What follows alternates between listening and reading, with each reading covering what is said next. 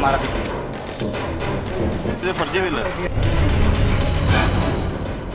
शिक्षा विभाग में घोटालेबाजी चरम सीमा पर है। जैसे जैसे वक्त इंडिया ने अपनी पड़ताल शुरू की, घोटालों का पन्ना नहीं बल्कि पूरी की पूरी किताब ही मिल गई। जी हाँ, इसके पहले वक्त इंडिया ने आपको दिखाया था कि कैसे फर्जी बिल के आधार पर चीफ एजुकेशन ऑफिसर के दफ्तर में सरकारी पैसे भजाए गए।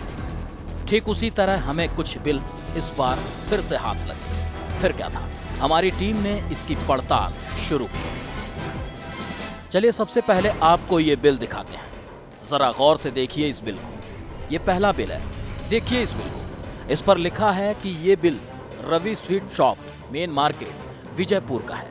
ये बिल सीईओ सांबा के नाम से बनाया गया है।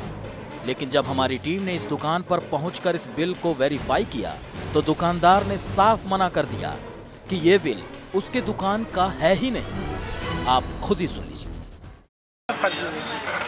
कंप्यूटर से कहीं भी से निकल सकता है। फर्जी बिल है।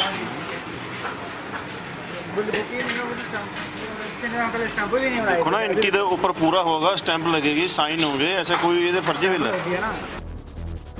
ये तो था पहला बिल। अब देखिए, ये है दूसरा बिल, जिसे राया स्थित मंजूर जनरल स्टोर से बनाया गया है। लेकिन गौर करने वाली बात यहाँ पर यह है कि जब हमने इस दुकान के पड़ताल के लिए अपने कदम राया की तरफ बढ़ाए तो हमारे कदम थर्रा गए, क्योंकि राया में मंजूर जनरल स्टोर था ही नहीं। आप खुद ही सुनिए। भाई, ये यहाँ पे कोई मंजूर जनरल स्टोर है? मंजूर जनरल स्टोर ना है। मंजूर जनरल स्टोर है कहीं यहाँ आसपास? मंजूर जनरल स्टोर नहीं, नहीं। मंजूर कोई नहीं है यहाँ। तो सुना आपने, मंजूर जनरल स्टोर राया में है ही नहीं। यानी कि ये साफ है कि मंजूर जनरल स्टोर का फर्जी बिल बनाकर चीफ एजुकेशन ऑफिसर के दफ्तर ने ये रकम अपनी जेब में भर ली। अब इस बिल को भी जरा गौर से देखिए। यह है तीसरा बिल। अब तक 2 फर्जी बिल सामने आ चुके हैं, जिसके बाद जब हमने इस बिल के वेरिफिकेशन के लिए होटल न्यू हॉलिडे का रुख किया तो ये तीसरा बिल भी फर्जी निकला। दरअसल ये बिल होटल न्यू हॉलिडे, संत मार्केट, जीवल चौक से बनाया गया। होटल रिसेप्शन ने अपने लॉगबुक की एंट्री चेक की और अपना बिल फॉर्मेट भी दिखाया तो ये साफ हो गया कि ये बिल भी फर्जी है। आप खुद ही सुन लीजिए। अच्छा, ये बिल आपके यहाँ का है? नहीं सर, ये हमारा बिल नहीं है, ये हमारे साथ। आप अपना बिल दिखा सकते हैं? जी सर। अच्छा, हाथ में लेके दिखा दो। ये बिल है सर हमारा। ये बिल है आपका? जी सर। अच्छा, ठीक है। तो मतलब ये बिल पूरी तरह से फेक है? ठीक है सर, ये बिल एक तो फोटो कापी है ये। हाँ, तो फोटो कापी देता नहीं है सर कोई, ओरिजिनल देते हैं। जी सर। इस रिपोर्ट के बाद ये तो साफ हो चुका है कि ये सारे बिल फर्जी हैं। लेकिन बड़ा सवाल ये है कि आखिर ये फर्जी बिल बनाते कैसे हैं? तो चलिए अब आपको इनके फर्जी बिल बनाने का प्रोसेस भी बताते हैं। दरअसल सीईओ दफ्तर के कर्मचारी आपस में मिल बैठकर उस दुकान, होटल या जनरल स्टोर को चुनते हैं जिसका या तो कोई नामो निशान नहीं होता या फिर वो नामी गिरामी नहीं होता।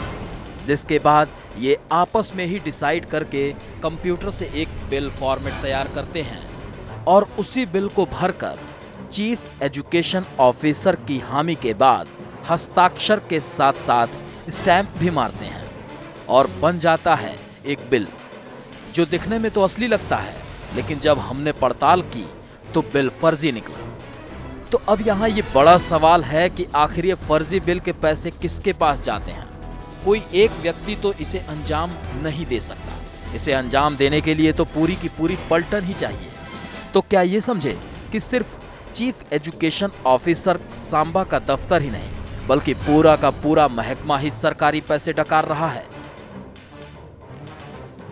इस पड़ताल के बाद ये तो साफ हो चुका है कि सांबा के चीफ एजुकेशन ऑफिसर का दफ्तर घोटालेबाज है, क्योंकि इसके पहले भी फर्जी बिल के आधार पर सरकार को इन्होंने बड़ा चूना लगा दिया। अब बड़ा सवाल यहाँ पर यह है कि एक के बाद एक घोटाले शिक्षा विभाग के सामने आ रहे हैं, लेकिन मंत्री अल्ताफ बुखारी और डायरेक्टर एजुकेशन रविंदर सिंह गहरी नींद में सो रहे हैं।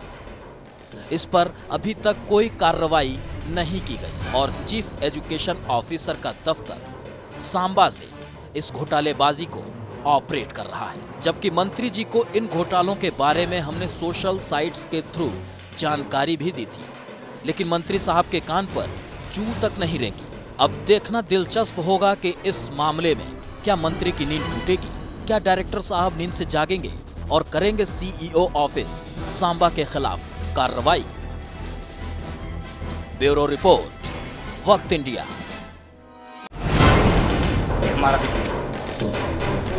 फर्जी बिल है।